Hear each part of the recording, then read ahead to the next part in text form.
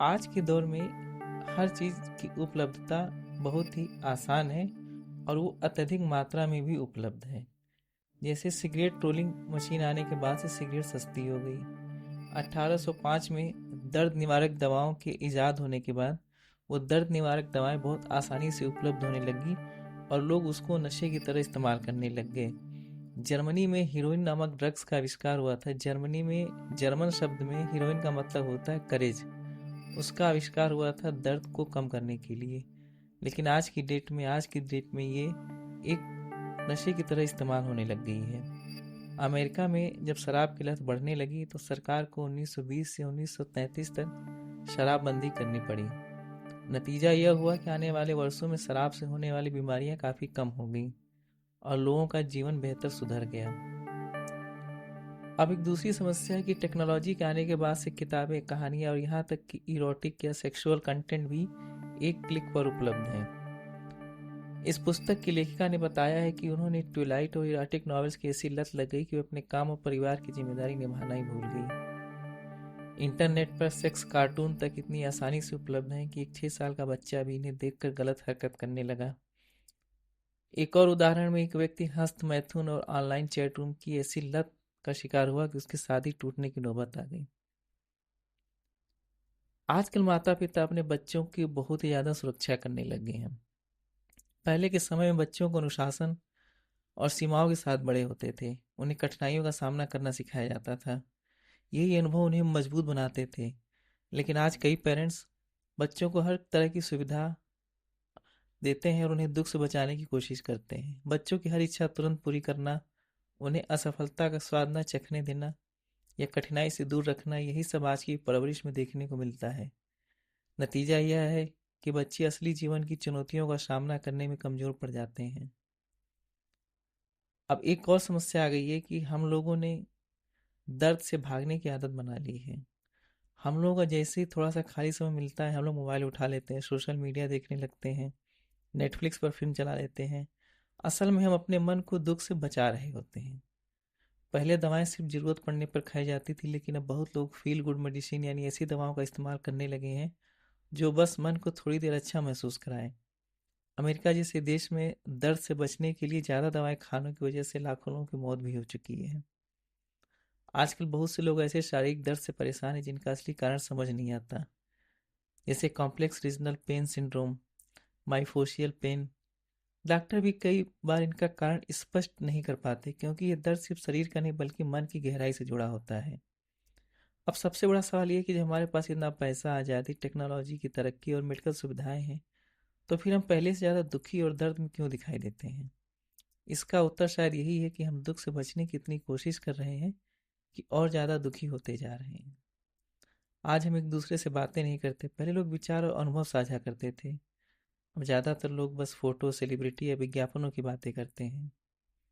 जिंदगी में दुख और कठिनाई से भागना नहीं चाहिए, वही हमें मजबूत बनाते हैं।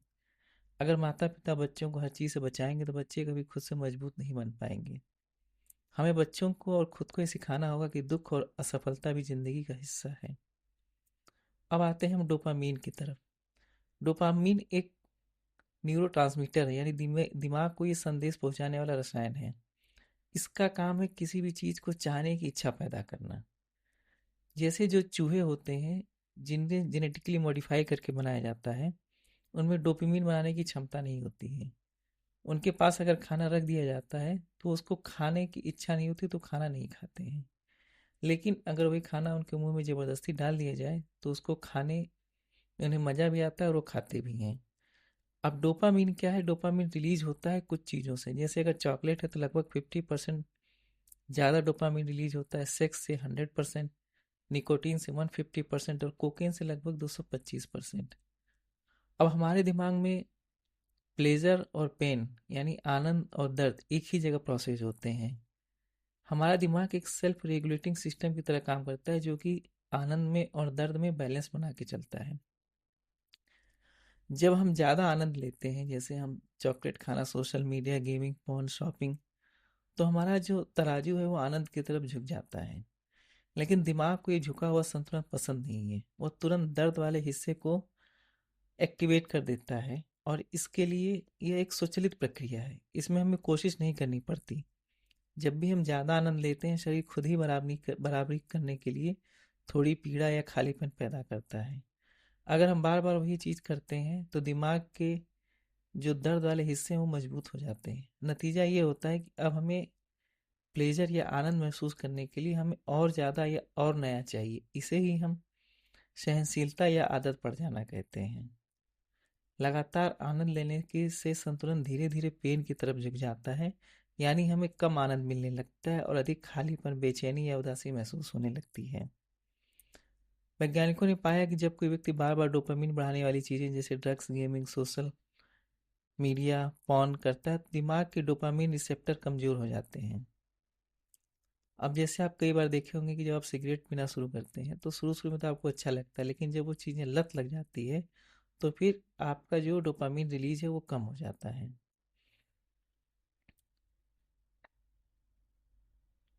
हमने अब तक जाना कि कुछ एडिक्टिव ड्रग्स और शराब हमारे दिमाग को लंबे समय तक बदल देते हैं, इतना कि कई बार दिमाग स्थायी रूप से प्रभावित हो जाता है। इसीलिए कई लोग सालों तक नशा छोड़ने के बाद भी फिर पकड़ लेते हैं। शायद भविष्य में ऑप्टोजेनेटिक्स जैसी तकनीकें मदद कर सकेंगी और हम अपने दिमाग की कुछ क्षतिग्रस्त प्रक्रियाओं को रिपेयर कर पाएंगे। हमने सुख की खोज में इतना आगे बढ़कर अपनी जरूरत से ज़्यादा चीज़ें इकट्ठा कर ली हैं। हमारा दिमाग ऐसे व्यापक, हमेशा उपलब्ध और ओवरवेलमिंग संसाधनों के लिए बना ही नहीं है। डॉक्टर तो कहते हैं कि हम रेगिस्तान के लिए बने कैक्टस हैं, न कि रेन फॉरेस्ट के। यानी हमारा जो ब्रेन है वो कमी और अभाव के संदर्भ में विकसित हुआ है। आगे हम भविष्य में कैसे जिएंगे, एडिक्शन से कैसे बचेंगे और हाई डोपामिन सिटी संस्कृति के बीच संतुलन कैसे बनाएंगे, ये सब हम अपने अगली एपिसोड बुक के पार्ट 2 में विस्तार से देखेंगे।